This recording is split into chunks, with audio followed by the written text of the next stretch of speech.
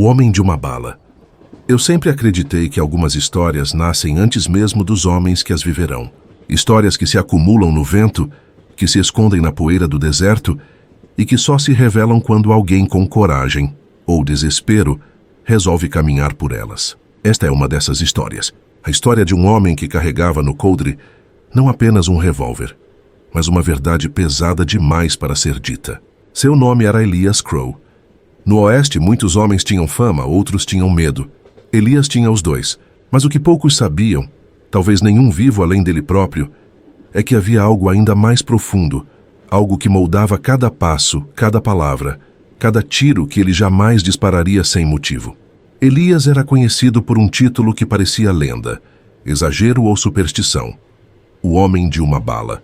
Diziam que ele só precisava de uma, que nunca errava, que tinha feito um juramento e ninguém sabia ao certo por quê. Alguns murmuravam que era um pacto com a morte. Outros, que ele carregava o peso de uma promessa. E havia ainda aqueles que acreditavam que seu revólver continha a última bala de uma vida antiga. Uma vida que ele nunca mais permitiria repetir. Eu o vi pela primeira vez em um fim de tarde seco, daquele tipo em que nem os abutres se dão ao trabalho de alçar voo. A cidade de Dustfall era um punhado de madeira velha, poeira acumulada e almas mais cansadas do que vivas. O sol refletia nos telhados enferrujados como lâminas de faca. O vento trazia consigo a sensação de que alguma coisa estava para acontecer. Algo grande, algo perigoso. E foi nesse cenário que Elias atravessou a rua principal como se fosse dono dela, sem querer ser. O casaco longo balançando na altura das botas gastas, o chapéu cobrindo metade dos olhos e o revólver preso do lado direito. Um único tambor carregado, uma única bala. Eu me lembro de pensar, esse homem não está fugindo de nada, mas com certeza está indo ao encontro de alguma coisa. Os poucos moradores que estavam do lado de fora silenciaram como se um pastor selvagem tivesse ordenado respeito. O ferreiro parou de bater o martelo. As crianças largaram as pedrinhas que chutavam. Até o cachorro velho do xerife levantou a cabeça, farejando o ar como se sentisse cheiro de sangue antes mesmo dele existir. Elias não olhou para ninguém, não saudou ninguém, apenas caminhou, como se cada passo já estivesse previsto, escrito, inevitável. Eu o segui com os olhos enquanto ele se aproximava do Saloon Black Mesa, o único prédio que parecia ter vida própria naquela cidade moribunda. Pelas janelas se via o brilho baixo do uísque barato. Ouvia-se o piano desafinado tocando sozinho, e alguns bêbados cochichavam histórias mais velhas do que eles. Quando Elias empurrou as portas, o salão inteiro pareceu prender a respiração. E eu, narrando hoje essa história, ainda consigo ouvir o rangido da madeira no instante em que ele entrou, um som que virou memória permanente. O dono do salão, um velho chamado McAllister, levantou os olhos. Ele conhecia todos os homens que vinham e iam por aquelas terras, todos exceto aquele. Estranho por aqui? Perguntou McAllister, enxugando o copo com um pano encardido. Elias apenas balançou a cabeça e caminhou até o balcão. Sentou-se devagar como se estivesse medindo cada centímetro do banco antes de confiar nele. O que vai beber? Insistiu o velho. Água, respondeu Elias. A palavra caiu no ar como uma pedrada dentro de um poço. Água. Um pedido simples, mas que dizia muito. Homens que queriam esquecer pediam uísque. Homens que queriam coragem pediam tequila. Homens que planejavam matar alguém pediam o que viesse pela frente. Elias, porém, pediu água. McAllister serviu ainda desconfiado. A gente não costuma ver tipos silenciosos desse jeito. Problema vindo atrás ou indo na frente? Ele perguntou. Elias não respondeu de imediato. Levou o copo à boca, bebeu metade e só então falou. Nenhum dos dois, pelo menos não ainda. A porta do salão abriu de novo. E como se o destino tivesse marcado hora e lugar, 3 homens entraram. Os irmãos Harlow, conhecidos por 3 coisas: beber, brigar e atirar sem pensar. Eles eram as pragas ambulantes de Dustfall. O maior deles, Jack Harlow, tinha cicatrizes suficientes para contar histórias de uma vida que nunca deve ser seguida. Os outros 2 mais jovens tentavam imitar o irmão mais velho, mas sem o mesmo talento para sobreviver. Jack olhou para Elias como um lobo olha para um animal ferido, com fome e arrogância. Ora, Quem é o forasteiro? Ele perguntou, aproximando-se do balcão. Parece que alguém aqui não sabe quem manda nessa cidade. Elias continuou imóvel, olhando para o copo. Tô falando contigo, estranho, insistiu Jack, dando um tapa leve no chapéu de Elias. Um tapa que qualquer homem do oeste saberia interpretar como provocação direta. O salão inteiro ficou em silêncio absoluto. Eu me aproximei mais da mesa para observar. Na época, eu ainda não entendia a gravidade do que estava acontecendo ali. Elias pousou o copo devagar, como se estivesse devolvendo algo sagrado ao lugar de origem. Então levantou a cabeça. Seus olhos encontraram os de Jack Harlow. Não havia raiva, não havia medo, apenas uma calma que assustava. Não quero briga, disse Elias. Nem com você, nem com ninguém. Jack riu, uma risada áspera, suja. Isso é bom porque se quisesse, não duraria 2 segundos. Ele colocou a mão no cabo da arma. E foi aí que eu vi a primeira mudança no ar. Um silêncio que não era natural. Uma tensão que não era humana. Como se o próprio destino tivesse se inclinado para observar melhor. Elias então disse a frase que mudaria tudo. Não me obriga a usar a bala. Os Harlow se entreolharam, confusos. Mas eu percebi naquele instante que havia muito mais por trás daquele homem. Algo que ainda não entendíamos. Algo que logo descobriríamos, da pior forma possível. E foi assim, com aquela frase sussurrada e aquele olhar firme, que a história do homem de uma bala realmente começou. Algumas histórias começam com um tiro, outras com um silêncio pesado demais para ser explicado. A história de Elias Crow começou com uma bala, uma única, que ele carregava como um homem carrega um pecado que nunca pediu para cometer. E se o primeiro capítulo terminou com tensão, este começa com o eco de uma verdade que nenhum de nós conhecia naquela noite em Dustfall. Os irmãos Harlow não eram famosos por sua inteligência. Eram famosos pela brutalidade, pelos tiros dados antes das palavras e pela falta de medo, não porque fossem corajosos, mas porque eram tolos. Jack Harlow, o mais velho, não tinha entendido o que Elias quis dizer, mas percebeu que a frase soara como ameaça. E homens como Jack viviam para responder a ameaças. Ele deu um passo à frente, o suficiente para que o soalho rangente do salão anunciasse o perigo. Elias permaneceu sentado, não ergueu a mão, não tocou no revólver. Apenas observou como se estivesse vendo algo que já sabia que aconteceria. Como se fosse um homem que vira o destino tantas vezes, que agora ele já não o surpreendia. Usar a bala? Repetiu Jack, abrindo um sorriso torto. Você só tem uma? A provocação ecoou no salão. As risadas baixas dos bêbados surgiram como insetos ao redor de carne podre. Mas havia outro tipo de silêncio ali. Um silêncio que vinha de quem sentiu que aquele confronto não era comum. Eu senti. McAllister sentiu. Até o velho cachorro do xerife, deitado perto da porta, sentiu. Suas orelhas se ergueram devagar, como antenas farejando tempestade. Elias respondeu com honestidade. Algo raro no oeste. Tenho sim, apenas uma. E por que só uma? Jack zombou, aproximando o rosto do dele. A arma ficou cara? Ou você tem medo de gastar munição? Elias respirou fundo, como se uma lembrança distante estivesse prestes a despertar. Porque uma é tudo o que preciso, disse. É tudo o que posso carregar. A última parte ninguém entendeu. Nem mesmo eu, que hoje narro sua história tantos anos depois. Mas naquele instante, a porta do salão se abriu com violência, como se o vento quente do deserto tivesse decidido entrar sozinho. Luz e poeira invadiram o salão, e naquele clarão breve, percebi algo no rosto de Elias. Algo que não combinava com ameaça nem com valentia. Era tristeza. Uma tristeza profunda, enraizada, como se aquela bala fosse mais do que uma arma, fosse um fardo. Jack não percebeu. Homens arrogantes raramente percebem sentimentos nos olhos dos outros.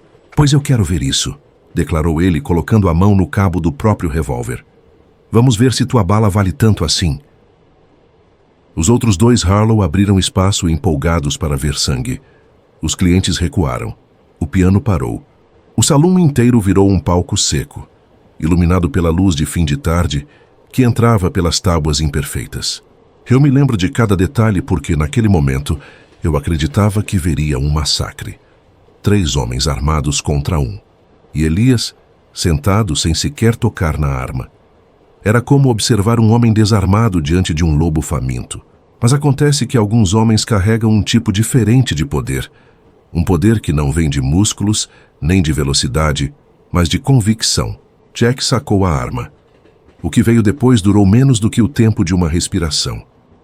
Elias moveu a mão, apenas uma vez, e o barulho do tambor do revólver girando soou como um relógio marcando o fim de uma era. O tiro ecoou no salão como um trovão que não se esperava ouvir antes da chuva. A bala atravessou o ar com precisão impossível. Bateu primeiro no cano da arma de Jack, desviando o disparo que ele faria, e ricocheteou com uma velocidade que nenhum de nós foi capaz de acompanhar. Quando enfim parou, enterrada na madeira da parede, Jack estava no chão, desarmado, vivo, e pálido como quem acabara de ver a própria morte sentada ao seu lado. Eu nunca tinha visto nada igual. A bala tinha sido usada, mas não para matar, para impedir a morte, para interromper uma tragédia inevitável. E ainda assim, era impossível ignorar o fato de que Elias agora estava desarmado. Seu revólver de repente era apenas um pedaço de metal vazio. Os Harlow ficaram congelados, incrédulos. Elias guardou a arma com a calma de um padre guardando a Bíblia depois de um sermão. Eu avisei, disse ele. Não queria usar a bala. Jack, finalmente respirando de novo, rastejou para trás como um homem que percebeu que o abismo estava mais perto do que imaginava. O que foi isso? Ele balbuciou. Que tiro foi esse? Elias não respondeu. Se levantou, pôs o chapéu, olhou para Obrigado pela água. Então caminhou até a porta como se nada tivesse acontecido. Como se não tivesse acabado de desafiar todas as leis da física, da lógica e da coragem. Eu, curioso como sempre fui, levantei e ninguém ousaria impedir Elias naquele momento, nem mesmo os Harlow. O salão parecia ter sido atingido por um feitiço silencioso, uma paralisia, um medo reverente. Quando Elias pisou na rua poeirenta, o céu já começava a tomar tons avermelhados, como se o próprio horizonte tivesse ficado envergonhado pelo que vira. Eu acelerei o passo para alcançá-lo. Ei! Chamei. Espera! Ele parou e me olhou de relance. O que aconteceu ali dentro? Como você fez aquilo? E foi ali, no meio da rua vazia, com o vento levantando areia ao redor e o sol descendo devagar, que Elias me contou a primeira parte da verdade. Uma verdade que, mesmo hoje, tantos anos depois, ainda pesa quando a repito. Essa bala, disse ele, tocando o coldre vazio, não é uma munição qualquer. É a última de um passado que eu tento enterrar todos os dias. É a última coisa que me liga ao homem que eu fui. E eu jurei que só a usaria quando fosse absolutamente necessário. Ele caminhou mais alguns passos e completou. Agora que ela se foi, meu passado vai vir atrás de mim. Eu senti um arrepio completamente involuntário. Não pelo deserto frio, mas porque percebi que não estávamos diante do fim de um conflito. Estávamos apenas no início. Elias Crow, o homem de uma bala, agora não tinha bala nenhuma. Mas o mundo tinha muitos homens dispostos a testar o que sobrava dele. Homens como Elias Crow não deixam rastros comuns. Eles deixam cicatrizes, não nas paredes nem nos salões, mas nas pessoas.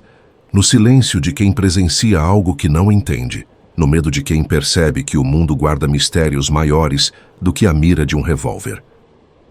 Depois do tiro dentro do Black Mesa, Dustfall não foi mais a mesma. Era como se uma sombra antiga tivesse voltado para olhar a cidade de cima, avaliando quem estava pronto para encarar o que vinha a seguir. Elias caminhava sozinho pela rua principal, como se estivesse acostumado com o peso dos olhares desconfiados, como se viver no limite entre a vida e a morte fosse para ele tão natural quanto respirar. E talvez realmente fosse. Eu o segui sem pensar, talvez por curiosidade, talvez por destino, talvez porque homens que carregam segredos atraem aqueles que procuram sentido. Quando cheguei perto o bastante, percebi que Elias não parecia preocupado por ter usado sua única bala. Não havia pressa em seus passos, nenhum tremor nas mãos, apenas a tranquilidade de quem entende perfeitamente a tempestade que está por vir. Você não devia me seguir, disse ele, sem olhar para trás. Eu só queria entender, respondi, meio sem graça. Aquilo que você fez, nunca vi nada igual. Ele parou, virou lentamente. Seus olhos cinzentos, que pareciam mais cansados do que perigosos, me analisaram como quem tenta decidir se vale a pena entregar partes da própria alma a um estranho. Não foi magia, disse ele por fim. Foi prática e arrependimento. Essa frase me atingiu como um soco que não se esperava. Porque arrependimento naquele tempo não era palavra comum no vocabulário de pistoleiros. Arrependimento de quê? Twenstein Meister, perguntei antes que pudesse evitar. Elias abaixou o olhar para o chão poeirento, como se nele estivesse gravado o passado que tanto temia. De ter sido rápido demais, uma vez, respondeu. Rápido demais para pensar. Lento demais para impedir. O silêncio que se seguiu foi mais pesado do que qualquer história que ele pudesse ter contado. Havia dor ali. Dor verdadeira. Dor que não combina com lendas, mas que costuma criar as mais fortes delas. Eu percebi que Elias não era apenas um homem perigoso. Era um homem marcado. Mas antes que eu pudesse fazer outra pergunta, ouvi o primeiro sinal de que a noite não seria calma. Um trotado distante, depois outro e outro. Um coro ritmado, crescente, vindo do leste. O som de cavalos não era incomum no oeste, mas aquele vinha organizado, alinhado, com propósito. Som de homens treinados, som de problema. Elias também ouviu. Seu corpo inteiro mudou. Sutil e imperceptível para quem não estivesse atento. Mas eu vi, como um lobo que escuta o avanço de outros predadores. Ele colocou o chapéu mais firme na cabeça. Eles chegaram mais cedo do que eu imaginava, murmurou. Quem? Perguntei. Ele não respondeu, apenas virou o rosto para o horizonte. E lá estavam, 4 cavaleiros surgindo como sombras contra o céu rubro do pôr do sol. Montavam cavalos pretos, do tipo usado por homens que não queriam ser vistos até estarem perto demais para evitar. Quando entraram na cidade, uma nuvem de poeira se ergueu atrás deles como uma capa de fumaça. As pessoas correram para dentro das casas. Janelas se fecharam. Aquele tipo de reação só acontecia quando o perigo não precisava ser anunciado. Os cavaleiros pararam não muito longe de nós. O da frente desmontou primeiro. Era alto, com o rosto coberto por um lenço escuro. Seus olhos eram 2 brasas apagadas, sem emoção, sem humanidade. Ele olhou diretamente para Elias. Croft, chamou com uma voz que parecia arrastada por pedras. Faz tempo. Elias não demonstrou surpresa. Não demonstrou medo, apenas respondeu como se estivesse cumprindo uma obrigação. Não o suficiente. Os outros 3 cavaleiros cercaram a rua como hienas, flanqueando um único homem. A tensão do ar era tão espessa que parecia até poeira densa, impossível de respirar. Eu dei um passo para trás, mas Elias estendeu a mão sem me olhar. Fique onde está, disse. Se eles acharem que você está comigo, vai morrer rápido. Obedeci. Não por bravura, mas porque minha perna travou sozinha. O homem do lenço se aproximou mais um pouco. Recebemos notícia de que você usou, disse ele. A última bala. Elias não respondeu, e isso já era resposta suficiente. O homem do lenço balançou a cabeça lentamente, como quem lamenta algum erro cometido por outro. Isso significa que você não tem mais nada para oferecer, Crow, declarou. E quando um homem como você fica sem nada, vira um problema para quem o procura. Elias suspirou e percebi algo inesperado. Ele parecia cansado, como se já tivesse vivido aquela conversa mais vezes do que deveria. Eu não quero brigar com vocês, me afirmou. Não mais.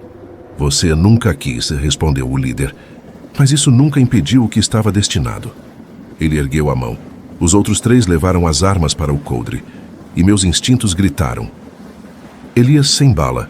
Estaria morto em segundos. Mas Elias apenas deu um passo para trás, como quem vê a borda de um precipício se aproximando. Vocês não precisam fazer isso, disse ele quase num sussurro. Não hoje. O líder inclinou a cabeça. Não somos nós que decidimos, Crow. É o homem que você deixou vivo naquele dia. E ele quer respostas, quer justiça, quer vingança. Depende de como você chama essas coisas. Eu vi naquele instante algo terrível. Uma sombra passando pelo rosto de Elias. O tipo de sombra que não é provocada pelo sol, mas pela memória. Ele ainda está vivo? Elias perguntou com a voz quebrada por algo que parecia medo, misturado com culpa. Está, respondeu o homem do lenço. E ele quer você. Os cavaleiros começavam a abrir as pernas prontos para sacar.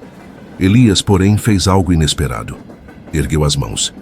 Devagar, sem resistência. Pressa. Se vocês querem me levar, disse olhando fixamente para o líder, levem, não vou lutar. Aquelas palavras cortaram o ar. Eu senti a cidade inteira estremecer. E por um segundo os 4 cavaleiros pareceram confusos. Eles esperavam um confronto, esperavam sangue. Esperavam o antigo Elias Crow, o que disparava tiros mais rápido do que arrependimentos. Mas o homem diante deles não era mais o mesmo. O líder finalmente disse, então entregue a arma. Elias tirou o revólver lentamente, segurou-o pelo cano, oferecendo o cabo ao inimigo. Mas quando o líder estendeu a mão para pegar a arma, a coisa mais estranha daquela noite aconteceu. O vento parou. O silêncio tomou forma. E Elias fechou os olhos. Eu não posso ir com vocês, disse com uma serenidade absurda, porque se eu for, mais sangue será derramado. E não vou repetir o que aconteceu daquela vez. O líder deu meio passo, preparando-se para sacar. Elias abriu os olhos de novo. E neles havia fogo, não medo. Digam a ele que estou vindo, declarou. Mas no meu tempo. Não. E antes que qualquer um pudesse reagir, Elias virou o corpo sobre o próprio eixo, sacando uma faca pequena presa à bota. Uma lâmina curta, mas veloz, e lançou-a no chão, entre os pés do líder. Um gesto simbólico. Um aviso. Os cavaleiros entenderam, a luta não seria ali, mas aconteceria. E seria inevitável. O líder subiu no cavalo encarando Elias por longos segundos. Então venha rápido, disse puxando as rédeas, porque ele não vai esperar muito. E com isso, os 4 cavaleiros partiram desaparecendo na poeira que levantaram. Quando o silêncio finalmente voltou, Elias guardou o revólver vazio. Eu me aproximei devagar, ainda tremendo. Ele respirou fundo. Quem eram eles? Homens que carregam sombras, como eu.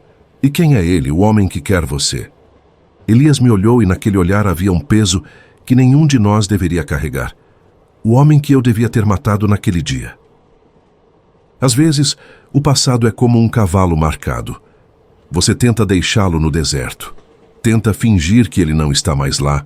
Mas basta o som de um trote antigo para que tudo volte. Elias Crow, naquela noite, parecia ouvir mais do que cavalos. Parecia ouvir memórias que sangravam. Fiquei ao lado dele por alguns segundos, observando o vulto dos 4 cavaleiros desaparecer no horizonte. O silêncio parecia mais grosso que a poeira que pairava sobre Dustfall. Um silêncio pesado, cheio de expectativas e receios. O tipo de silêncio que antecede grandes tragédias, ou grandes histórias. Elias respirou fundo, como quem tenta arrumar no peito os pedaços quebrados de algo que já foi inteiro um dia. Quando finalmente falou, sua voz estava mais rouca que o normal, carregada por um peso invisível. Você devia ter ficado longe disso, disse ele sem me olhar. É difícil ficar longe quando o perigo anda no meio da rua, respondi. E quando um homem sem bala encara 4 pistoleiros como se fosse só mais um dia comum?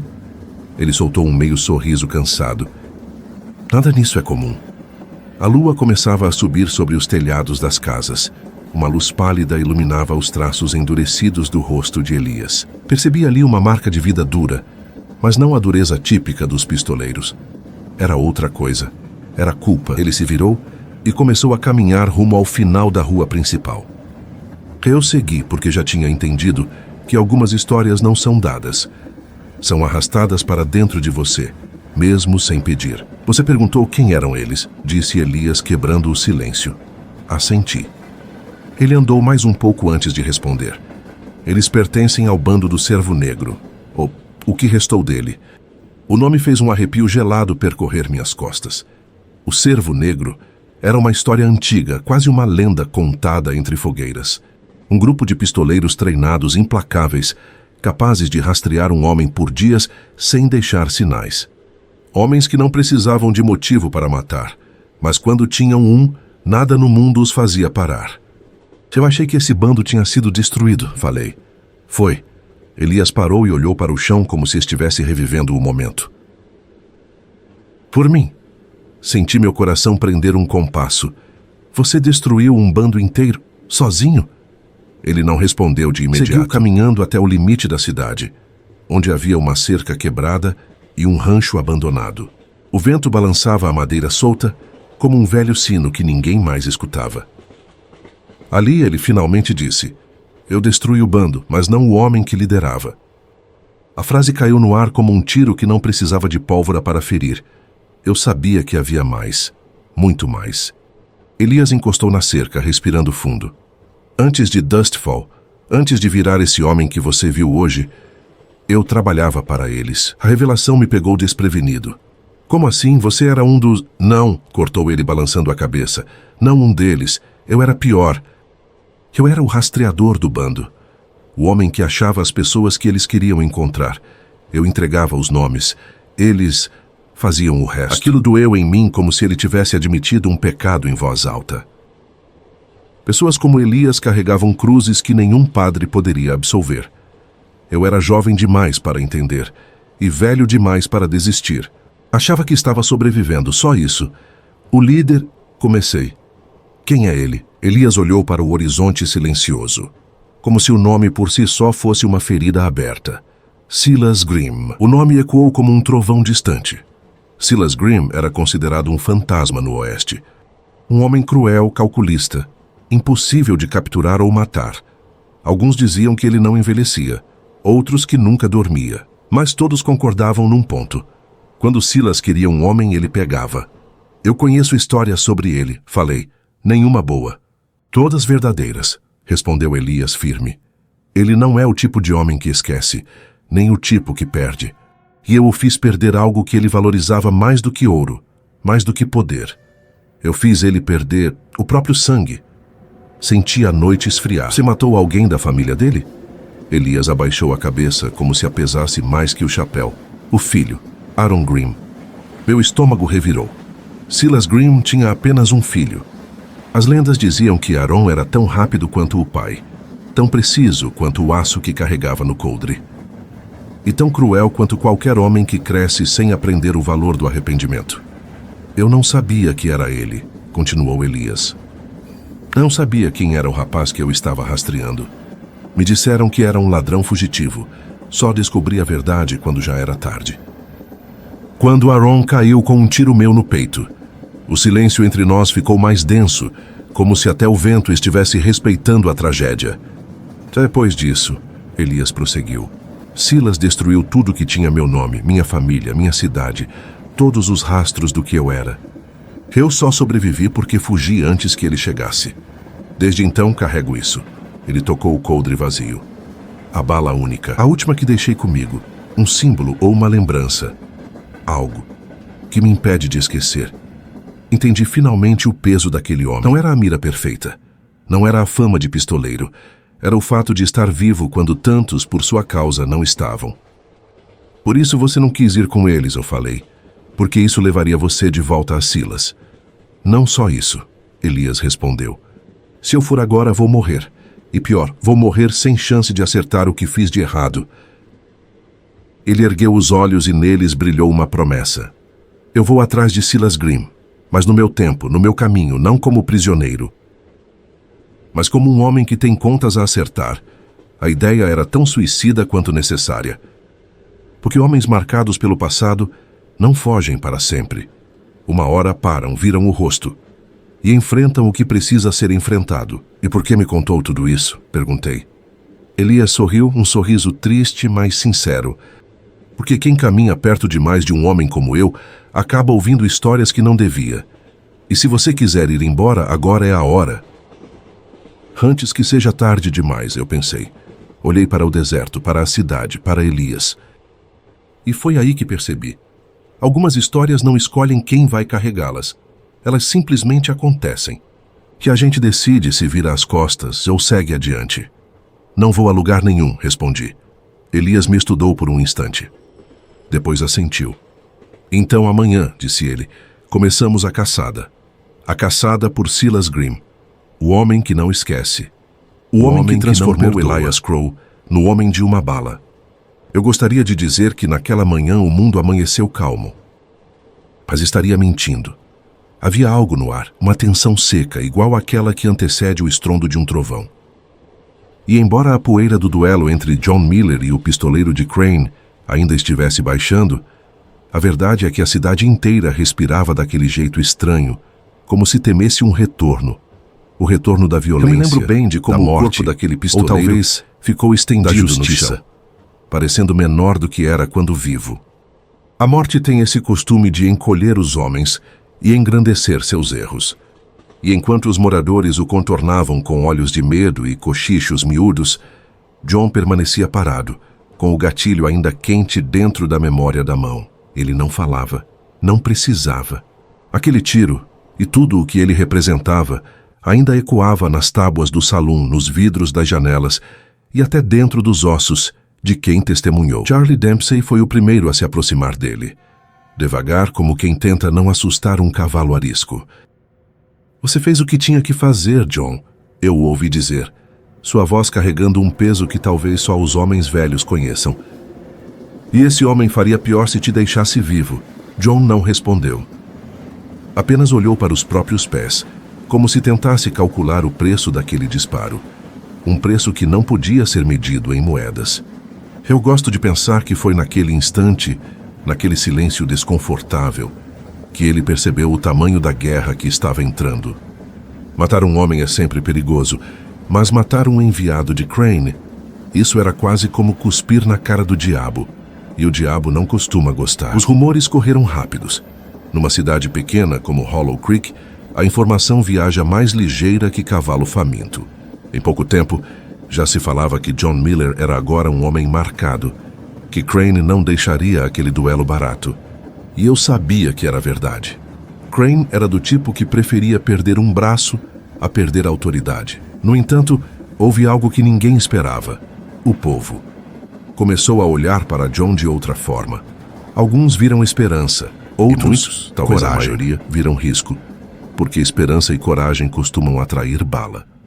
E naquele dia, quando o corpo do pistoleiro foi levado para fora da cidade em silêncio, senti que Hollow Creek tinha virado uma pedra de dominó, sendo tocada pelo dedo do destino. Mas o que me marcou mesmo foi o olhar de Abby Dempsey.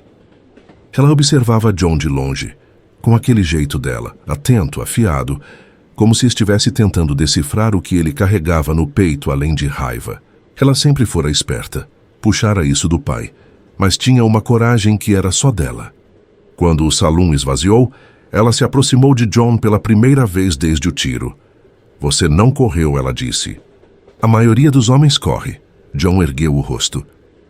Havia dureza ali, mas também uma espécie de tristeza que parecia antiga, muito mais antiga que o duelo daquele dia. Que eu não posso correr, ele respondeu. Não enquanto tiver alguma chance de recuperar o que é meu. Ela ficou quieta por alguns segundos. Depois falou quase num sussurro. Crane não vai aceitar isso. Ele vai vir com mais força. Eu sei. Esse eu sei carregava tudo. Medo, determinação.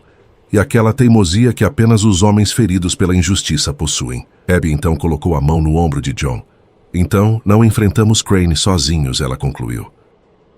E quando ela disse nós, algo mudou no rosto de John. Era como se pela primeira vez, desde que perdera suas terras, ele lembrasse o que significava ter alguém do lado. A tarde seguiu lenta, pesada. John saiu do salão pela porta dos fundos e eu o observei caminhar pela trilha que dava para as colinas. Às vezes os homens precisam do céu para pensar, e ele parecia precisar mais que ninguém. Lá de cima, no ponto mais alto, ele viu suas terras ao longe. As mesmas terras que agora estavam ocupadas pelos homens de Crane. Do lugar onde estava, John podia enxergar as cercas que haviam sido erguidas, a fumaça de fogões que não eram seus, e até pequenas tendas onde antes só havia campo aberto. A raiva dele era silenciosa. E silenciosa, às vezes, é a pior forma de raiva. Ele se ajoelhou e enfiou a mão na terra seca. Um homem sem terra. Não é nada, ele murmurou, e eu juro, havia mais dor do que fúria naquela frase. Aquele solo era mais que propriedade. Era história, era sangue. Era o eco de gerações que haviam lutado para sobreviver num lugar duro demais, para quem não sabe amar aquilo que pisa. Que agora estava nas mãos erradas. John ficou ali até o sol começar a cair. O céu laranja pintou o vale inteiro, e o vento trouxe consigo um cheiro antigo de pólvora e mudança. Eu sabia o que isso significava, porque já tinha visto esse tipo de vento antes. É o vento que sopra, antes que o destino desenterre as armas. Quando ele voltou para a cidade, algo chamava a atenção. 3 estranhos observavam tudo da varanda do hotel. Homens altos com casacos longos demais para o calor daquele fim de tarde. Rostos duros, passos sincronizados. Eles não diziam nada, mas o silêncio deles gritava. Capangas de Crane. E estavam esperando alguém. John notou, claro. Eles sempre Suas mãos se moveram devagar, até encostar no cabo do revólver. Não para sacar, mas para lembrar que ele estava ali. Um dos homens inclinou o chapéu. Outro deu um passo à frente, mas nenhum avançou. Não naquele dia, não à luz do sol.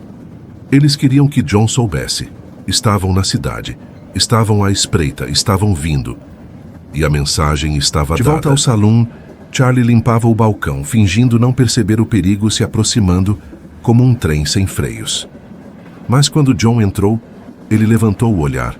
E naquele olhar havia algo que homens experientes reconhecem muito bem. Uma contagem regressiva. Eles chegaram, John disse.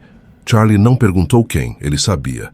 Então precisamos ser mais rápidos do que eles, respondeu. E assim, naquela noite, começou o primeiro plano.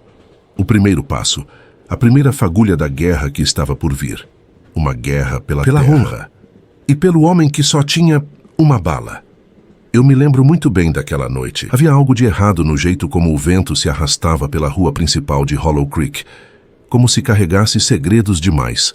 Ou talvez, como se tentasse avisar que algo ruim estava chegando rápido. E eu que vivi tempo bastante neste deserto de poeira e mentira, aprendi a ouvir o que o vento diz. Ele sempre sabe primeiro. John Miller estava sentado em uma mesa no canto mais escuro do salão, o chapéu jogado sobre a mesa, a mão fechada ao redor de um copo de uísque que ele quase não bebia. Charlie Dempsey andava de um lado para o outro inquieto, limpando o balcão pela 3ª vez naquela noite. E Abby observava pela janela, como se enxergasse mais longe do que os olhos humanos deveriam ver. Porque ela via, sempre viu. E naquele momento, os 3 estavam pensando na mesma coisa. Os homens enviados por Crane.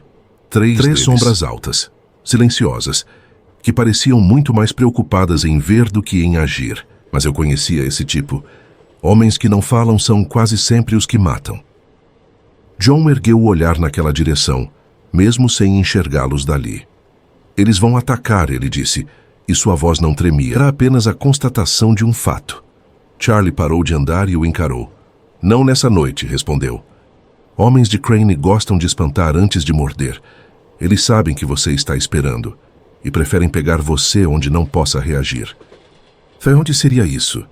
Charlie soltou o ar devagar, apoiando as mãos no balcão. Na estrada ou nas colinas. Ou na tua própria sombra, se deixar eles chegarem tão perto. John ficou em silêncio por um momento. E quando ele fazia isso, aquele silêncio profundo, pesado, onde os olhos se moviam devagar, era como se medisse o mundo, estudando formas de sobreviver a ele. Abby deixou a janela e se aproximou. Eles estão esperando um erro, só isso. Se você tropeçar, escorregar, vacilar, eles agem. Ela cruzou os braços. E eu não acho que devemos dar a eles essa satisfação. John ergueu uma sobrancelha. Nós? Abby respirou fundo. Eu não disse que você ia enfrentar Crane sozinho. E não disse da boca para fora. Charlie sorriu de canto. Aquele sorriso cansado de quem já viu gente morrer por menos. Ela puxou isso da mãe, comentou. A teimosia, a coragem e o hábito de escolher os brutos para ajudar. John não sorriu, mas a expressão dele suavizou. Só um pouco, quase imperceptível. O suficiente para mostrar que estava aceitando ajuda pela primeira vez em muito tempo. Mas naquela noite, o assunto não era ajuda, era preparação e temor. Porque o céu estava escuro demais, sem estrelas. E quando o céu não tem estrelas, o deserto fica diferente, fica mais cruel. Charlie pegou uma garrafa no balcão, serviu 3 doses e bateu a mão de leve na mesa. Antes de fazermos qualquer plano, vocês precisam entender uma coisa. Ele olhou para John. Homens de Crane não são comuns. Ele seleciona como quem escolhe ferramentas. Cada um daqueles 3 lá fora vale por 5 homens comuns. E se vierem em silêncio, é porque vieram para matar. John segurou o copo, mas não bebeu. Eu sei muito bem o que Crane faz com quem oferece resistência, respondeu. Foi isso que tirou minhas terras.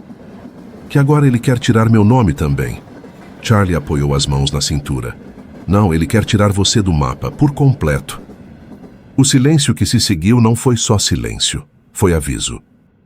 Quando a noite aprofundou, Abby acendeu apenas 2 lamparinas, deixando o salão mergulhado em meia escuridão. Era melhor assim. Luz demais atrai atenção, sombra demais atrai morte. Então, o meio-termo era o mais seguro. John estendeu um mapa surrado sobre a mesa. Era um mapa antigo de sua fazenda, feito pelo próprio pai, com linhas tortas, mas cheias de significado. Ele o abriu como quem abre uma ferida antiga. Aqui, disse ele, apontando para um trecho entre as colinas. Eles entraram por esse lado quando me expulsaram. Vieram ao amanhecer. 3 homens primeiro, depois mais 7. Abby se sentou ao lado dele. Você ficou sozinho? Ele respirou fundo. Sozinho não. Mas meus ajudantes eram homens pacíficos. Não tinham armas e eu não ia deixar que morressem por minha causa. As palavras saíram rasgadas. Eu estava atrasando o inevitável. Charlie assentiu. Homens de bem morrem rápido nesse mundo. É por isso que sobreviventes aprendem a ser perigosos. John olhou para ele. E você acha que eu posso me tornar perigoso o bastante? Charlie aproximou-se, encostando o dedo indicador no mapa. Eu acho que você já é. Só não percebeu ainda. Que aquilo vindo de um homem como Charlie era mais do que elogio. Era sentença. A conversa foi interrompida pelo som de esporas do lado de fora. Lentas, arrastadas. 3 pares de passos. John levantou a cabeça de imediato. Abby correu para a janela. Charlie levou a mão ao velho rifle guardado atrás do balcão. A rua estava vazia, mas os passos estavam ali ecoando, como se os 3 homens fizessem questão que fossem escutados. Passos de aviso, passos de domínio, passos dizendo: estamos esperando, estamos prontos, estamos vindo. John se levantou. Abby segurou seu braço. Não sai agora, ela disse firme. É isso que eles querem, te pegar sozinho na rua, no escuro. Mas John não parecia assustado. Parecia determinado. Eles precisam saber que eu não tenho medo. Charlie bateu com força no balcão. Eles já sabem, John. Ele apontou o dedo. E é exatamente isso que estão testando. Eles querem descobrir se tua coragem é teimosia ou loucura. Abby completou. E se você sair agora, vai ser loucura. John pensou por alguns segundos que pareceram eternos. Então, devagar, voltou a se sentar. Os passos lá fora cessaram, mas a ameaça ficou. 3 horas depois, Hollow Creek adormeceu, mas ninguém no salão conseguiu. John fitava a lamparina. Charlie limpava o mesmo copo pela 10ª vez, e Abby observava a porta como se ela fosse respirar a qualquer momento. E então, exatamente quando o relógio marcou 3 da manhã, um som. Único. Seco. Algo deslizando sob a porta. John o pegou com calma, Abby mas seus olhos mudaram antes mesmo de abrir completamente. Era uma mensagem curta. Curta demais. Amanhã, no vale, venha armado. Charlie praguejou baixo. Eles não estão mais avisando, John. Ele engoliu seco.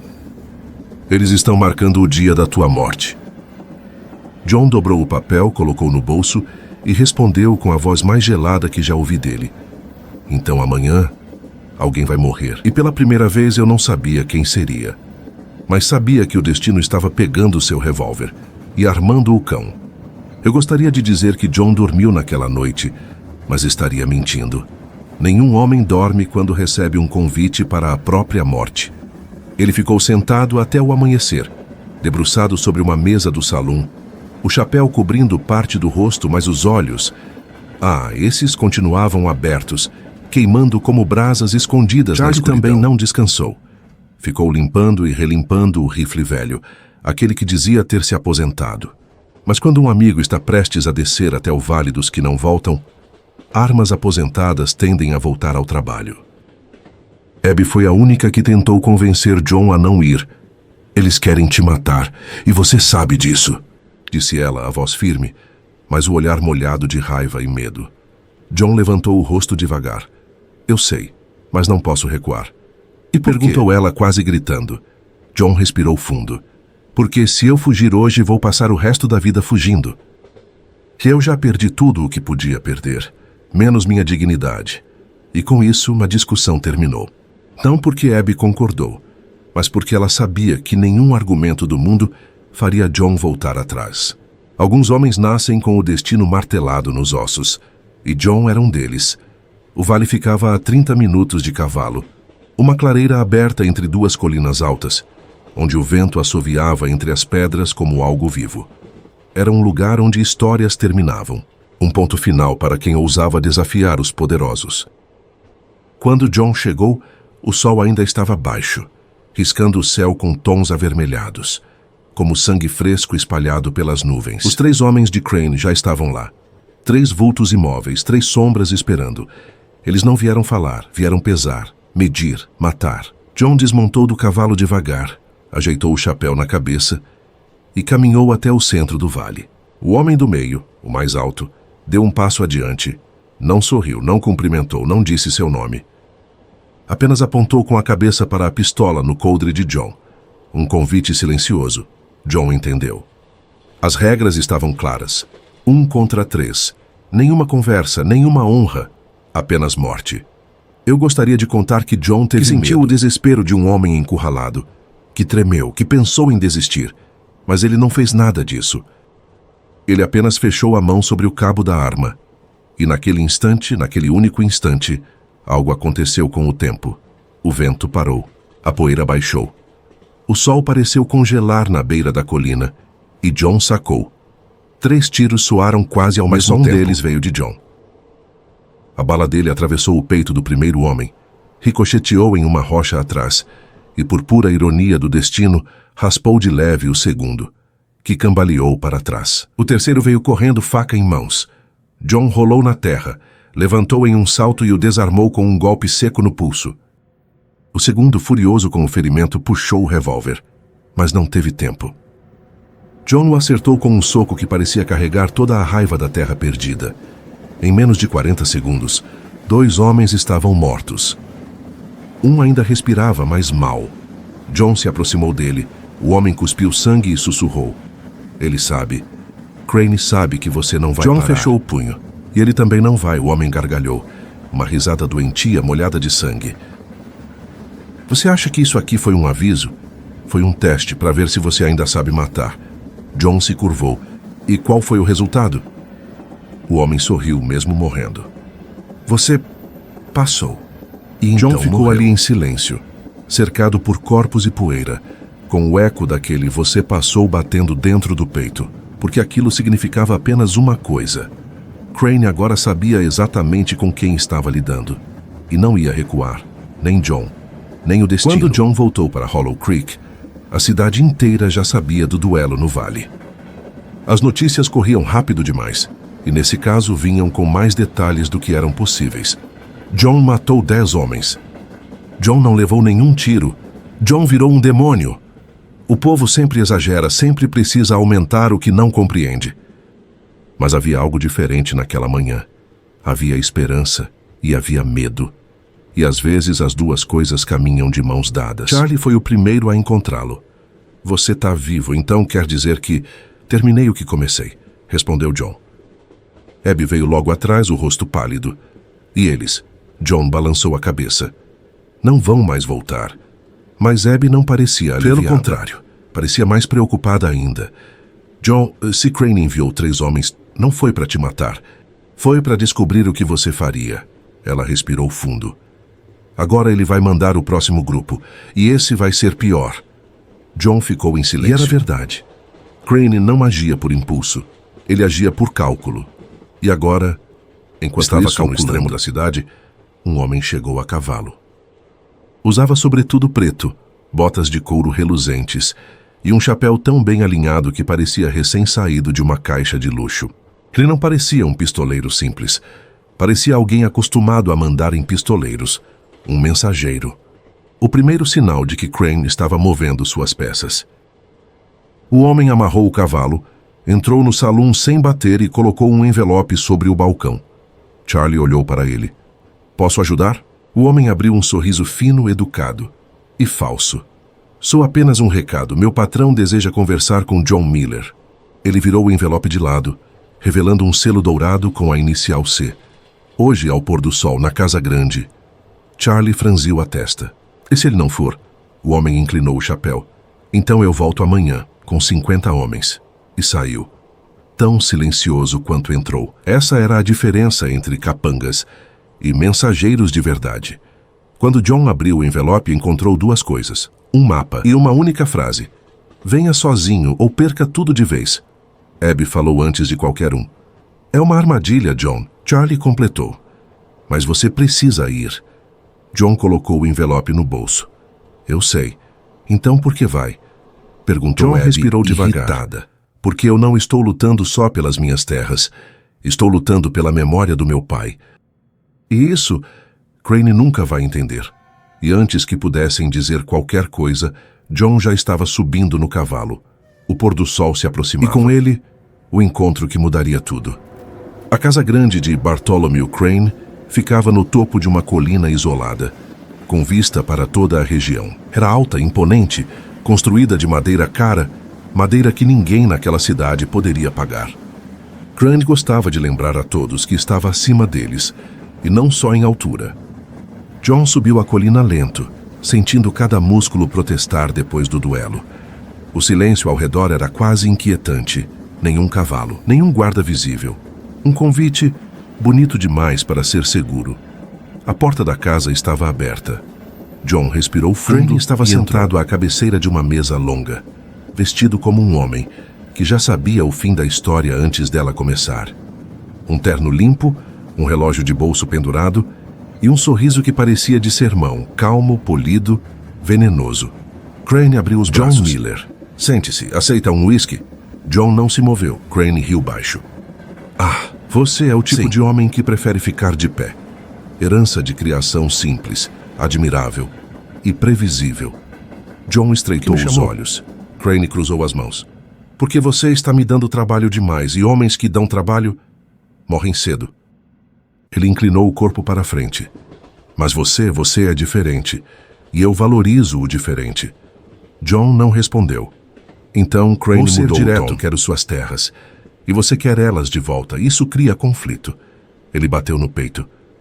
E eu detesto conflitos. John disse. Então devolva o que me pertence. Crane deu uma risada curta. Ouça, John. O ouro não pertence a você. Pertence a quem é inteligente o bastante para fazer algo com ele. Ele apontou para si. A mim. John cerrou os dentes. Você roubou tudo que eu tinha. Crane levantou-se devagar. Não, John.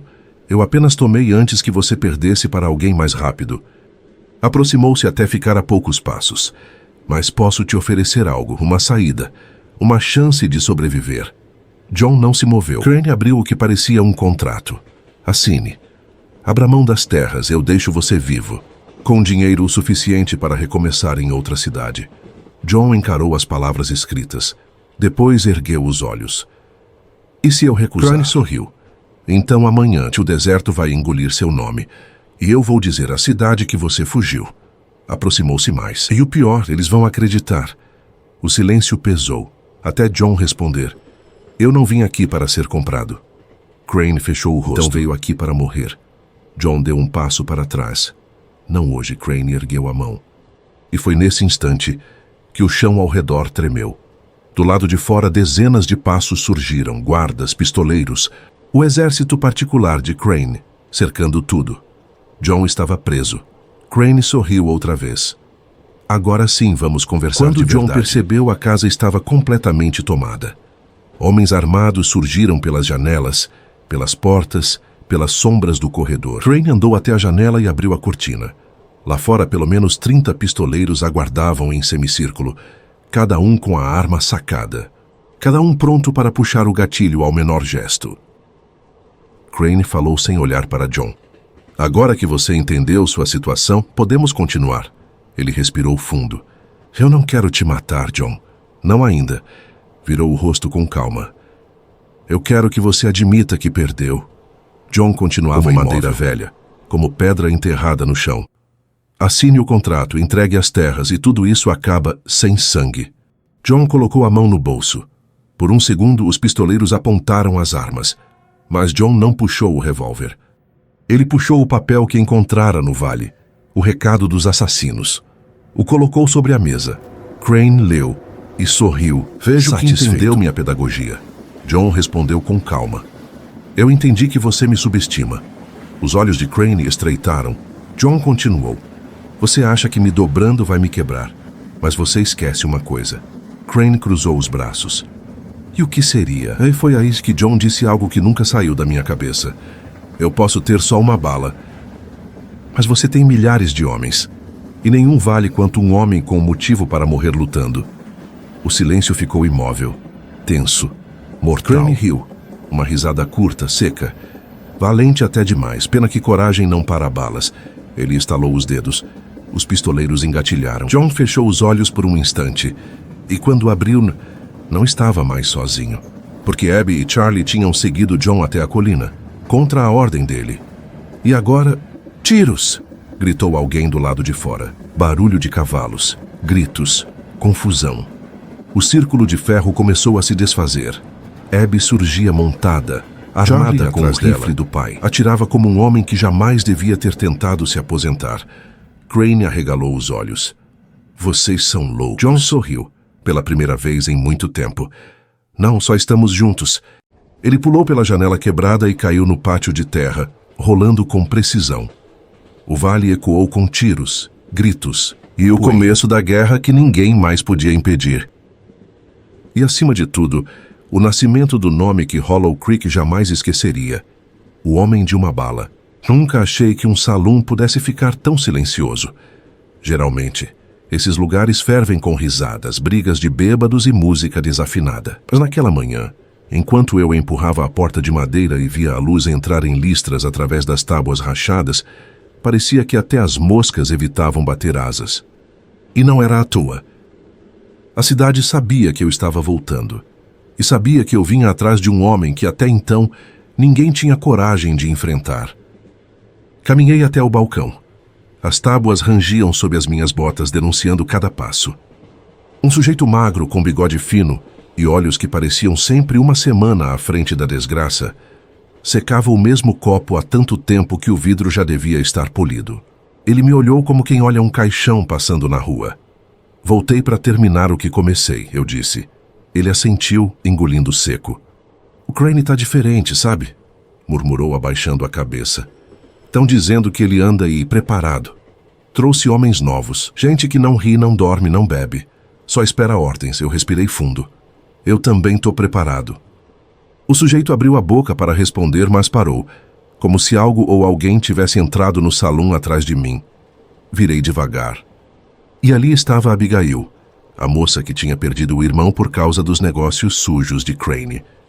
Aqueles olhos dela, sempre firmes, agora carregavam uma mistura de raiva, medo e coragem. Você não devia ter voltado, ela disse. Eu não tinha escolha. Ela apertou os lábios, aproximou-se e colocou uma carta sobre o balcão. Reconheci a escrita de longe. Era de seu pai, que tinha sido morto tentando me ajudar semanas antes. Ele sabia que você ia precisar disso, ela disse. Disse que, se você voltasse vivo, era para te entregar.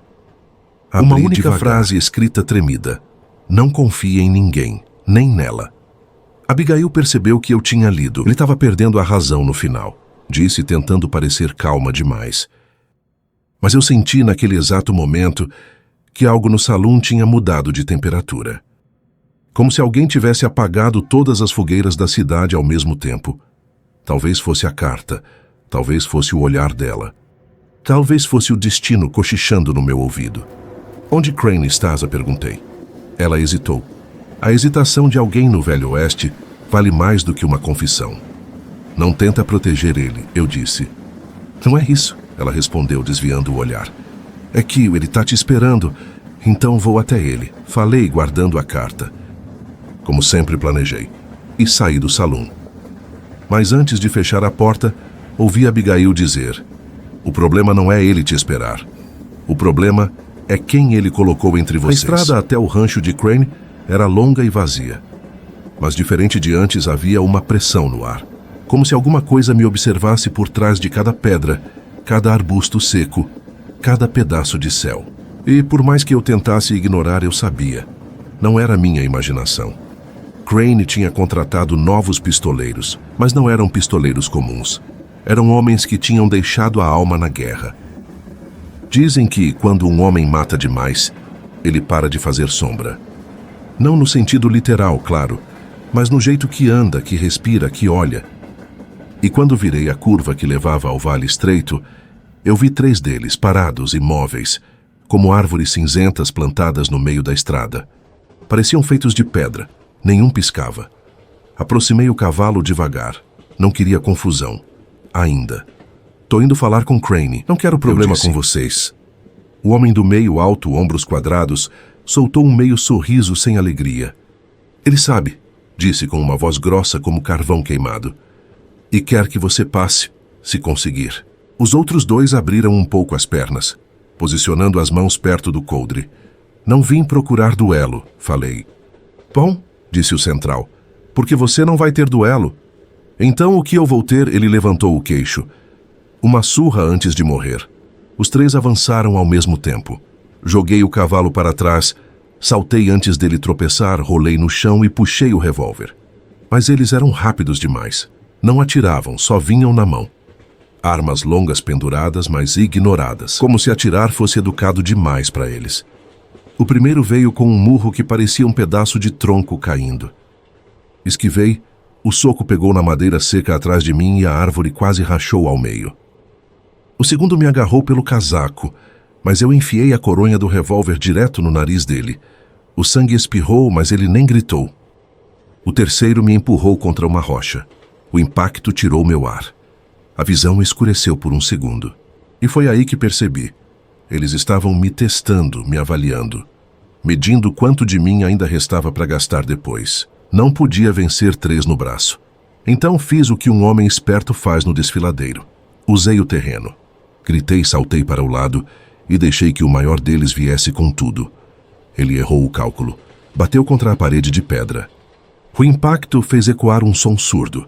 O tipo de som que diz que um homem não vai levantar tão cedo. Os outros 2 recuaram um passo. Coward, rosnou um deles. Realista, respondi.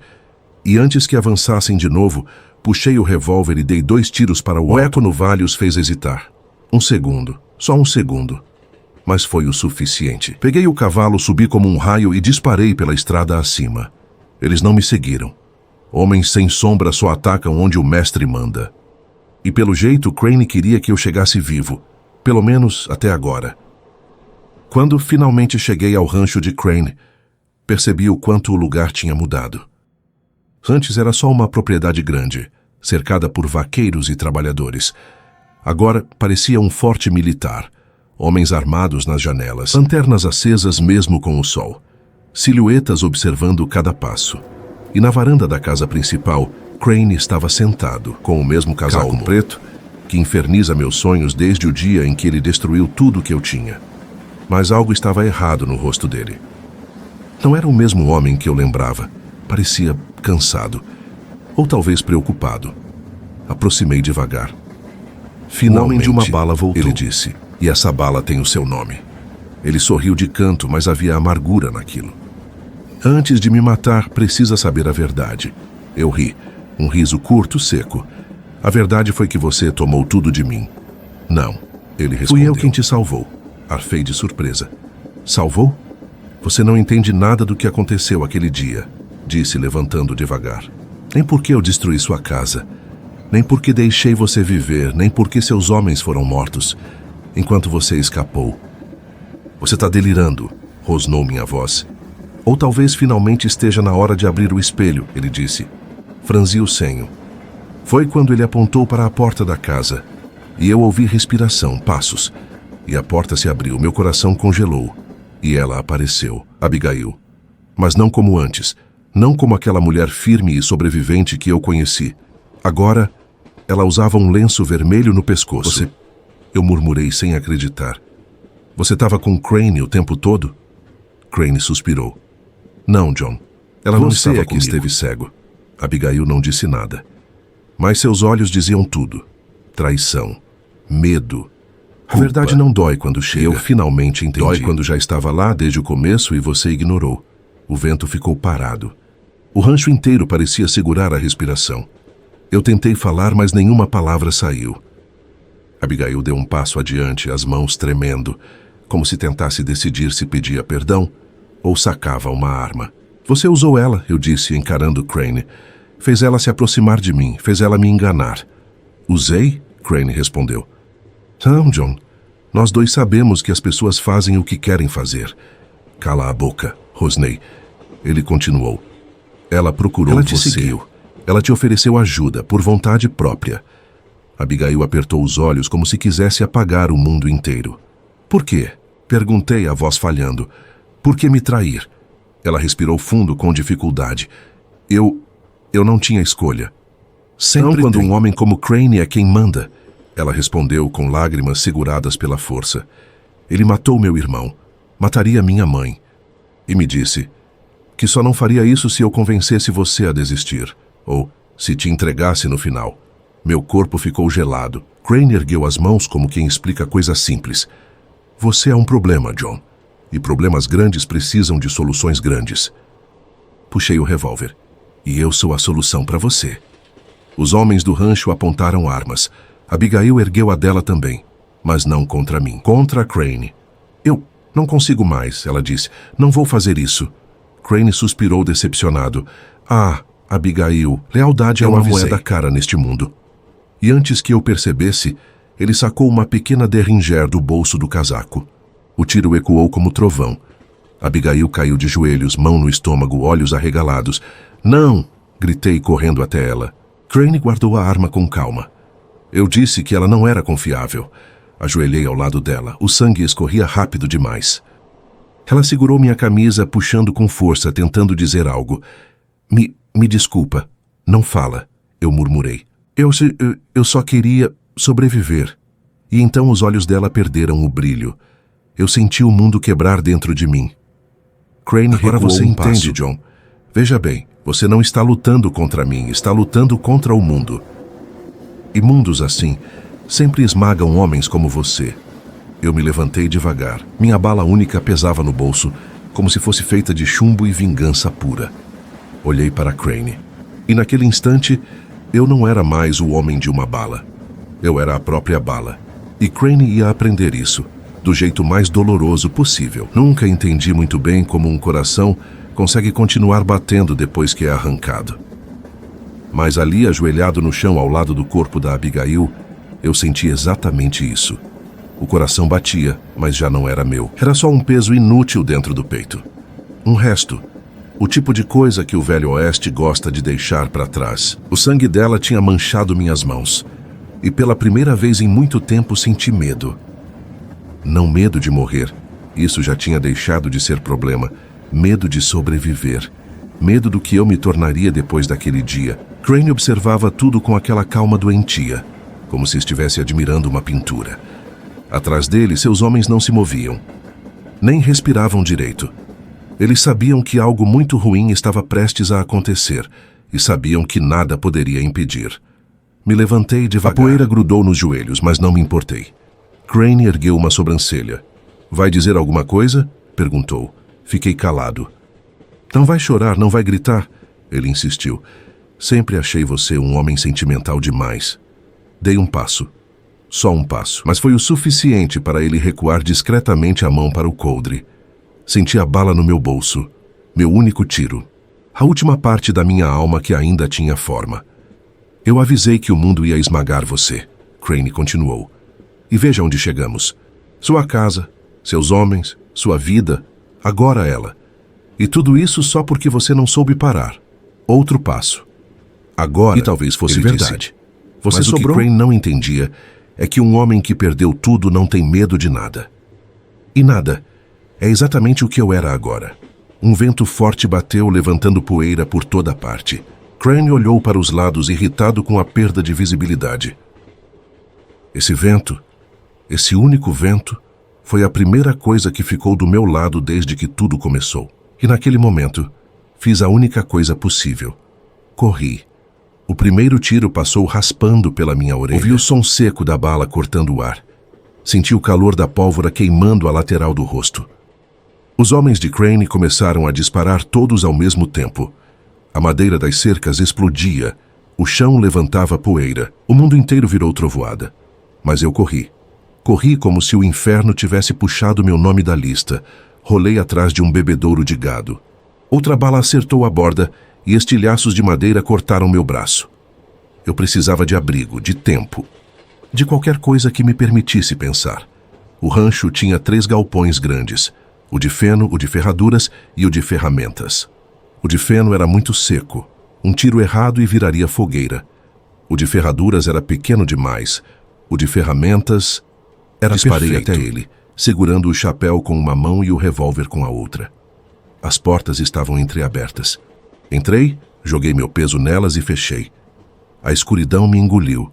Só dava para ouvir minha respiração alta demais, suada demais. E no bolso uma bala. Minha última chance. Encostei as costas numa prateleira velha. Algumas ferramentas chacoalharam no escuro. Ele entrou no galpão. Ouvi um dos homens gritar lá fora. Outros responderam, cercar, não deixa sair. Crane quer ele vivo, por enquanto, claro que quer. Crane não mata rápido. Crane mata devagar, olhando nos olhos. Respirei fundo. Minha mente estava em pedaços. Abigail, a traição, a tentativa de reparar, a morte. Era muita coisa para um homem só. Mas eu não tinha mais o luxo de sentir nada.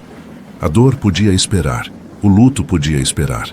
A bala, não. Olhei pela fresta de luz que entrava pela parede. Vi ao menos 8 sombras se movendo do lado de fora. E então, ouvi passos leves. Não eram de botas pesadas. Não eram de esporas. Eram passos silenciosos. Precisos. Um dos homens sem sombra. E eu preparei a bala. A porta começou a ranger. O galpão estava tão escuro que era difícil distinguir ferramenta de ameaça. Mas quando a porta abriu, um raio de luz desenhou perfeitamente a silhueta dele. Alto, quadrado, rosto duro como um dos homens sem sombra. Ele não falou nada, eles nunca falam. Entrou devagar, mão na faca presa ao cinto, como se soubesse que usar arma de fogo era desperdício contra alguém já machucado como eu. Ele era calculado. Eu era desesperado. Desespero às vezes vence cálculo. Num instante me joguei para a esquerda, derrubando uma prateleira inteira. Ferramentas caíram pelo chão. Martelos, correntes, ferraduras, chaves de fenda. Tudo fez um barulho infernal. O homem avançou na direção do som. Eu me escondi atrás de uma pilha de sacos de ração e fiquei quieto, quase não respirava. Ele caminhava devagar. Pisava como quem pisa em areia movediça. A cada passo fazia um silêncio estranho, como se o galpão inteiro evitasse fazer eco. Eu sabia que, se ele chegasse perto demais, eu não teria chance. Então, fui eu quem se moveu. Com a mão esquerda, joguei uma pequena chave inglesa para a direita. Ela bateu na parede. O homem virou o rosto. Avancei pelo lado contrário, rápido como pude, e acertei o joelho dele com a coronha do revólver. Ele grunhiu, tombou e derrubou uma pilha de caixas. Antes que se levantasse, pulei sobre ele tentando imobilizar o braço da faca. Ele era forte demais. A mão dele apertou meu pescoço, esmagando minha traqueia. A visão embaraçou. Comecei a perder ar, a perder consciência. Então lembrei da bala. Não precisava usá-la no Crane ainda, desde que não puxasse o gatilho. Podia usá-la como arma física. Peguei a bala do bolso e a enfiei direto no olho do homem. Ele gritou. O primeiro grito que ouvi de um homem sem sombra. Soltei o revólver, puxei a faca dele e enfiei no pescoço. Ele caiu. E ficou. Eu respirei fundo. Respirei como um homem que voltou do túmulo. Mas ainda havia mais do lado de fora e Crane estava esperando. Peguei a bala do chão, suja, amassada, coberta de sangue. Limpei na camisa e coloquei de volta no tambor do revólver. Ainda era minha única chance. E eu não podia desperdiçá-la matando o sujeito errado. Saí do galpão com o sol batendo forte no rosto. Os homens de Crane já tinham percebido que o barulho lá dentro não era um pedido de rendição.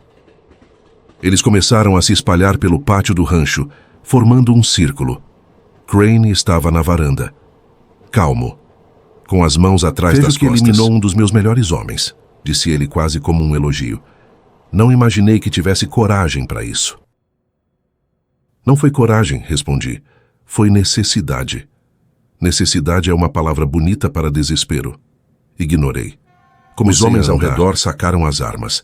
Crane ergueu um dedo, e todos congelaram. Não atirem, disse. Eu quero ver o que ele pensa que pode fazer. Continuei avançando, passo por passo, sentindo a bala pesando como destino. Você não vai conseguir chegar até mim, Crane disse. Eu sei disso, você sabe disso. Só preciso chegar perto o bastante. Para desperdiçar sua última bala, a ponta do meu dedo encostou no gatilho. John, disse Crane com um ar divertido, você realmente acha que esse duelo já não foi decidido? Acho que você fala demais. Crane sorriu. Então vamos acabar com isso. Ele abriu o casaco. Devagar. De propósito. Revelei sua arma presa ao coldre. Prata. Minha bala era uma só. Minha vida menos que isso. Ele deu um passo, eu dei outro. O rancho inteiro ficou quieto. E então, Crane disse, quando eu contar até 3, eu te mato. Eu respirei fundo. Quando você contar até 3, respondi, será a última coisa que vai fazer. Ele ergueu o braço. 1. Meu dedo tensionou. Meu coração não bateu. Tricano no disparo engoliu o mundo. E a bala voou como se tivesse sido esperada desde o dia em que nasci. Quando puxei o gatilho e senti o revólver recuar na minha mão, eu soube que aquele tiro não pertencia a mim. Pertencia ao destino. Pertencia à estrada que me trouxe até ali. Pertencia a Abigail. O disparo ecoou pelo rancho como um trovão preso entre montanhas. A poeira subiu. Os cavalos se agitaram. E por um instante ninguém respirou. Crane também ouviu, mas não sentiu a bala. O tiro pegou no peito dele, do lado esquerdo, atravessando o casaco preto que ele tanto gostava de exibir. A expressão dele não foi de dor. Foi de surpresa. Como se nunca tivesse imaginado que alguém fosse capaz de atingi-lo de verdade. Ele cambaleou um passo para trás. Os homens ao redor não sabiam se deviam atirar ou se deviam ficar parados, como estátuas esperando a próxima ordem. Mas Crane não deu ordem nenhuma. Eu fiquei parado, observando cada detalhe. A mão dele se abriu. A arma caiu no chão. O brilho da prata bateu no sol. O peito subiu e desceu e depois parou de subir. Não, murmurou um dos capangas. Não pode ser. Crane tocou o ferimento, como se tentar entender o que tinha acontecido fosse adiantar alguma coisa. Olhou para o sangue que sujava a ponta dos dedos. Depois levantou o rosto para mim.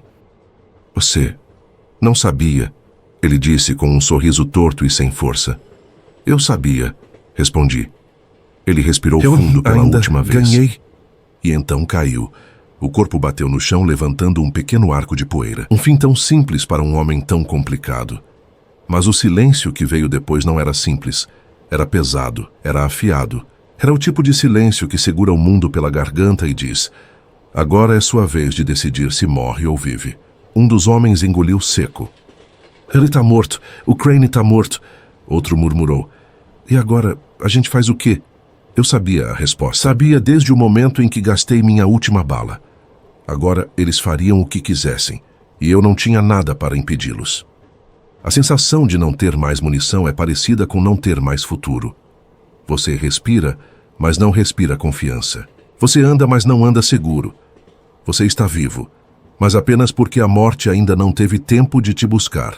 Os capangas de Crane perceberam exatamente isso. Um deles, o mais jovem, talvez o mais assustado, apontou a arma para mim. Ele matou o chefe. Ele matou. Outro respondeu. O Crane teria mandado matar todo mundo aqui se isso tivesse acontecido. Então vamos fazer o mesmo. Levantei as mãos devagar. Não era rendição, era cálculo. Desespero ainda consegue pensar quando o desespero tem motivos. Escutem, eu disse. Ele não era chefe de vocês, era dono de vocês. Vocês sabem disso. Alguns hesitaram, outros não. Fala mais nada, rosnou um deles. Ou eu atiro. Pode atirar, respondi. Mas pense bem. Quando você puxar esse gatilho, quem vira o próximo mandante? Quem vai dizer para onde vocês vão? Quem vai pagar as armas? A comida? A proteção? Crane era cruel, mas ele sabia como manter vocês vivos. Agora que ele caiu, vocês eles se olharam entre si. Nenhum queria admitir que o que eu dizia era verdade. Ele matou o Crane, repetiu o jovem. Matei, respondi, com uma bala. Minha última. Vocês acham mesmo que eu teria feito isso se quisesse continuar lutando? Vocês acham que eu ainda tenho algo para perder? O mais velho dos capangas abaixou a arma primeiro. O que você quer? Perguntou ele. Ir embora, respondi. Só isso. E vai atrás da gente depois? Não, menti. A mentira saiu limpa. Parecia verdade até para mim. O velho olhou para os outros. Deixa ele ir, disse. Que Crane pague sua própria morte onde quer que ele esteja agora. Mais 2 abaixaram as armas. Os outros não, mas não importava, eu só precisava de uma brecha. E a brecha veio quando um cavalo se assustou com o corpo do Crane e disparou, empurrando 3 homens para trás. Corri para o meu cavalo, pulei na sela e arranquei sem olhar para trás. Ouvi tiros, ouvi gritos, ouvi insultos. Nenhum tiro me acertou, nenhum homem me seguiu. Quando virei a curva do vale, o rancho desapareceu. E com ele o mundo que eu conhecia. Existe um tipo de silêncio que só aparece depois que você mata o homem errado. Ou o homem certo pelo motivo errado. Ou o homem certo pelo motivo certo. Mais tarde demais. Eu cavalguei até o sol morrer atrás das montanhas. Cada passo do cavalo parecia o tic-tac de um relógio sem ponteiros. O vento quente batia no rosto, mas não trazia lembranças, trazia culpa. Quando parei perto de um riacho seco, desci do cavalo e sentei numa pedra grande. O rio antes passava ali. Agora restavam apenas marcas profundas na terra, lembranças de algo que um dia existiu, como eu. Fechei os olhos e tudo voltou. A casa simples onde eu cresci. O pai segurando o arado. A mãe penteando meus cabelos antes da missa. O cheiro da chuva no telhado. As risadas que hoje soam como fantasmas. Abri os olhos e vi só deserto. Por que você não foi embora antes? Perguntei para mim mesmo, mas eu sabia a resposta. Um homem só vai embora quando perde tudo. E o problema é que quando ele perde tudo, já não tem mais para onde ir. O cavalo relinchou baixinho. Aproximei e passei a mão na crina dele. Não sobrou nada, parceiro. Só nós 2. Naquele momento percebi algo que deveria ter entendido desde o começo. Eu não estava vivo. Eu estava sobrando. E quando um homem sobra, ele precisa escolher. Ou tenta começar de novo, ou termina o que começou. Eu sabia qual era a única escolha possível. Eu voltaria. Não para matar, não para destruir, não para punir, mas para encerrar. Para encerrar meu nome. Minha estrada, minha história, seria o fim de tudo, ou o começo do fim. Voltei ao rancho ao amanhecer. A luz alaranjada tocava as ruínas como se pedisse desculpas. Os capangas de Crane tinham partido. Restava só silêncio, poeira e fantasmas. Desci do cavalo devagar. Pisei no chão onde Abigail tinha caído. O sangue seco ainda estava ali. Ajoelhei, passei a mão por cima. Desculpa, sussurrei. O vento me respondeu frio. Caminhei até onde Crane havia caído. O corpo dele não estava mais lá. Os homens provavelmente tinham levado. Mas a marca no chão, essa ficou. Abri o revólver. Tinha só o espaço vazio da bala. Apertei o tambor e o fechei de novo. E então, ouvi passos, lentos, arrastados. Virei de lado. Um velho saiu de trás do celeiro. Barba branca, roupas rasgadas, olhos tristes demais para um estranho.